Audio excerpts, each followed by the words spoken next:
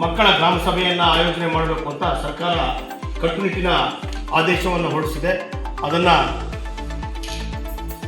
ಕಟ್ಟುನಿಟ್ಟಾಗಿ ಗ್ರಾಮ ಪಂಚಾಯಿತಿ ಪಾಲನೆ ಮಾಡ್ಕೊಂಡು ಬರಬೇಕು.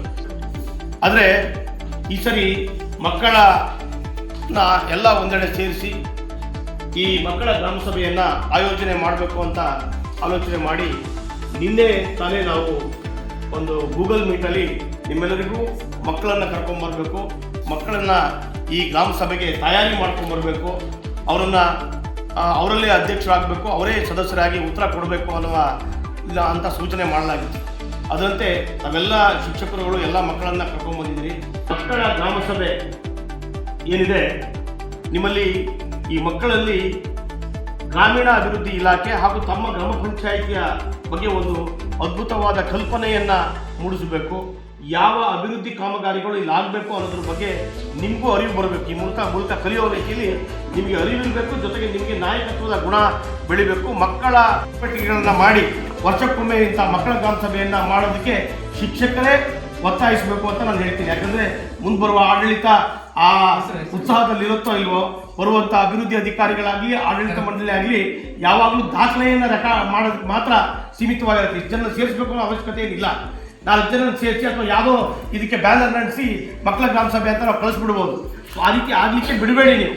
ಸೊ ಆ ರೀತಿ ಆಗಲಿಕ್ಕೆ ಬಿಡದೇ ಇದ್ದರೆ ಮಕ್ಕಳ ಹಕ್ಕು ರಕ್ಷಣೆಗೆ ಏನಾಗ್ತದೆ, ಮಕ್ಕಳಿಗಾಗುವ ಸಮಸ್ಯೆಗಳ ಬಗ್ಗೆ ಅದನ್ನು ಬಗೆಹರಿಸುವಂಥದ್ದು ಮತ್ತು ಗ್ರಾಮದ ವ್ಯಾಪ್ತಿಯಲ್ಲಿ ಆಗಬೇಕಾದಂಥ ಅಭಿವೃದ್ಧಿಗಳ ಬಗ್ಗೆ ಒಂದು ಆಲೋಚನೆಯನ್ನು ಹರಿಬಿಟ್ಟಂತಾಗತ್ತೆ.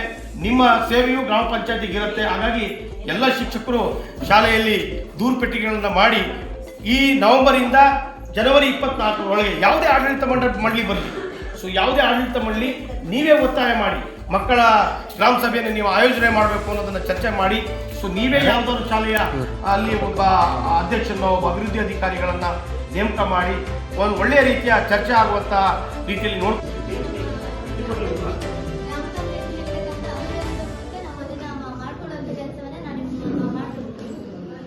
ಸಾನ್ನಿಧ್ಯ. ನಾನು 8ನೇ ತರಗತಿಯಲ್ಲಿ GHS ಬಾವಿಕೆಸರು ಶಾಲೆಯಲ್ಲಿ ಓದುತ್ತಿದ್ದೇನೆ. ಮಾನ್ಯ ಅಧ್ಯಕ್ಷರೇ, ನಾವು ಶಾಲೆಗೆ ಹೋಗುವ ದಾರಿ ಗ್ರಾಮ ಪಂಚಾಯಿತಿ ಪಕ್ಕದಲ್ಲಿಯೇ ಇದೆ. ಅಲ್ಲಿ ತುಂಬ ಕಲ್ಲುಗಳಿಂದ ಕೂಡಿರೋದ್ರಿಂದ ನಾವು ಕೆಲವೊಮ್ಮೆ ಜಾರಿ ಬೀಳುವ ಸಾಧ್ಯತೆ ಹೆಚ್ಚಿರುತ್ತದೆ. ಆದ್ದರಿಂದ ಅಲ್ಲಿ ಒಂದು ಕಾಂಕ್ರೀಟ್ ರಸ್ತೆಯನ್ನು ಮಾಡಿಸಿಕೊಡಬೇಕಾಗಿ ವಿನಂತಿ. ನಮ್ಮ ಶಾಲೆಯ ಕಾಂಪೌಂಡ್ 160 ಮೀಟರ್ ಕಾಂಪೌಂಡ್ ಅನ್ನು ಕಟ್ಟಿಸಿಕೊಟ್ಟಿದ್ದೇವೆ. ಈಗ ಇನ್ನು ಅರ್ಧ ಭಾಗ 250 ಮೀಟರ್ ಕಾಂಪೌಂಡ್ ಹಾಗೆ ಕಟ್ಟಿಸಿಕೊಡಬೇಕು. ಇನ್ನು ಅರ್ಧ ಭಾಗ ಹಾಗೆ ಇದೆ. ಯಾಕೆಂದ್ರೆ ಇನ್ನು ದನಗಳು ಹಸುಗಳು ಎಲ್ಲ ಒಳ ಪ್ರವೇಶಿಸುತ್ತಿದೆ, ಶಾಲೆಯ ಸುತ್ತಮುತ್ತ ಪರಿಸರವನ್ನು ಹಾಳು ಮಾಡ್ತಿದೆ. ಹಾಗಾಗಿ ನಿಮ್ಮನ್ನು ಒತ್ತಾಯ ಪೂರ್ವಕವಾಗಿ ಹೇಳ್ತಿದ್ದೀನಿ, ನಮ್ಮ ಶಾಲೆಯ ಕಾಂಪೌಂಡ್ ಅನ್ನು ಕಟ್ಟಿಸಿಕೊಡಿ ಎಂದು ಆಗ್ರಹಿಸುತ್ತಿದ್ದೇನೆ. ಧನ್ಯವಾದಗೊಂಡಿದೆ. ಅಲ್ಲಿ ಹೊಂಡಗಳಾಗಿದ್ದು ಮಳೆಗಾಲದಲ್ಲಿ ನೀರು ನಿಲ್ಲುತ್ತದೆ. ಆದ್ದರಿಂದ ನಮಗೆ ಓಡಾಡಲು ಸಮಸ್ಯೆಯಾಗಿದೆ. ನಮಗೆ ಒಂದು ಒಳ್ಳೆಯ ಟೈಲ್ಸ್ ವ್ಯವಸ್ಥೆಯಿಂದ ಕೂಡಿದ ಕಾರಿಡಾರ್ ಬೇಕಾಗಿದೆ. ಅಂಗನವಾಡಿ ಮತ್ತು ಶಾಲೆಗಳಲ್ಲಿ ಮೂಲಭೂತ ಸೌಲಭ್ಯಗಳು ಇರೋದ್ರಿಂದ ಅಲ್ಲಿ ಮಕ್ಕಳ ಹತ್ರ ನಾವು ಸ್ವಚ್ಛತೆಯನ್ನ ಅಂದ್ರೆ ಶೌಚಾಲಯವನ್ನ ನಾವು ಕ್ಲೀನ್ ಮಾಡಿ. ನಮ್ಮ ಶಾಲೆಗೆ ಆಟದ ಮೈದಾನ ಇಲ್ಲದ ಕಾರಣ ಆಟದ ಮೈದಾನವನ್ನು ನಮ್ಮ ಶಾಲೆಗೆ ಕೊಠಡಿ ದುರಸ್ತಿಯ ಅವಶ್ಯಕತೆ ಇದೆ. ನಮ್ಮ ಶಾಲೆಯಲ್ಲಿ ನೀರಿನ ವ್ಯವಸ್ಥೆ ಸರಿ ಇಲ್ಲ ಮತ್ತು ನಲ್ಲಿಗಳು ದುರಸ್ತಿಯಾಗಿದೆ. ಕೇಳಬೇಕಾದ ಪ್ರಶ್ನೆ, ನಮ್ಮ ಶಾಲೆಗೆ CCTV ಅವಶ್ಯಕತೆ ಇದೆ. ನಮ್ಮ ಶಾಲೆಯ ಮುಂದೆ ಹಸುಗಳು ಬರುತ್ತವೆ. ಹಸುಗಳಿಗೆ ಕುಡಿಯಲು ನೀರಿನ ವ್ಯವಸ್ಥೆ ಯಾಕೆ ಮಾಡಿಲ್ಲ? ನಾನು ಕೇಳುತ್ತಿರುವ ಪ್ರಶ್ನೆ, ನಮ್ಮ ಊರಿನಲ್ಲಿ ಜಲ ಮಿಷನ್ ಯೋಜನೆ ಆಗಿದೆ. ಪ್ರತಿ ಮನೆಗೂ ನಲ್ಲಿ ಇದೆ. ಆದರೆ ಒಂದು ಹನಿ ನೀರು ಕೂಡ ಬರ್ತಾ ಇಲ್ಲ. ಯಾಕೆ? ನಮ್ಮ ಶಾಲೆಯಲ್ಲಿ 7ನೇ ತರಗತಿ ಮಕ್ಕಳಿಗೆ ಮಾತ್ರ ಡೆಸ್ಕ್ ಇದೆ. ಈ ಉಳಿದ ಮಕ್ಕಳಿಗೆ ಡೆಸ್ಕ್ ಇಲ್ಲ.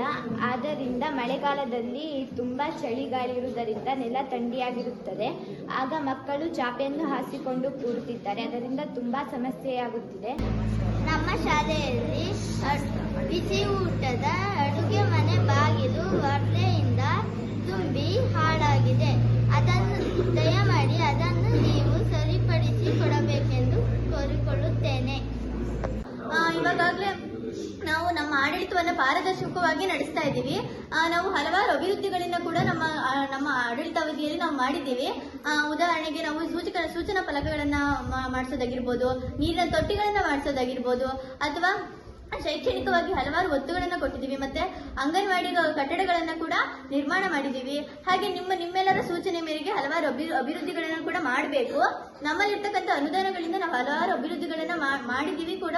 ನಮ್ಮಲ್ಲಿರ್ತಕ್ಕಂಥ ಅನುದಾನಗಳ ಮೂಲಕ ಮುಂದಿನ ಅಭಿವೃದ್ಧಿಯನ್ನು ಕೂಡ ಮಾಡೋದಕ್ಕೆ ಕೂಡ ನಾವು ಆಸಕ್ತರಾಗಿದ್ದೀವಿ. ನಮ್ಮಲ್ಲಿರ್ತಕ್ಕಂಥ ಅನುದಾನಗಳ ಮೂಲಕ ನಾವು ನಿಮಗೆ ಅಭಿವೃದ್ಧಿಯನ್ನ ಮಾಡ್ಕೊಡ್ತೀವಿ. ಹಾಗೆ ಇದೇ ರೀತಿ ನಾವು ಅಭಿವೃದ್ಧಿಯನ್ನ ಮಾಡ್ತಿರ್ತೀವಿ. ನೀವೆಲ್ಲರೂ ಕೂಡ ನಮಗೆ ಸೂಚನೆಯನ್ನ ನೀಡ್ತಾ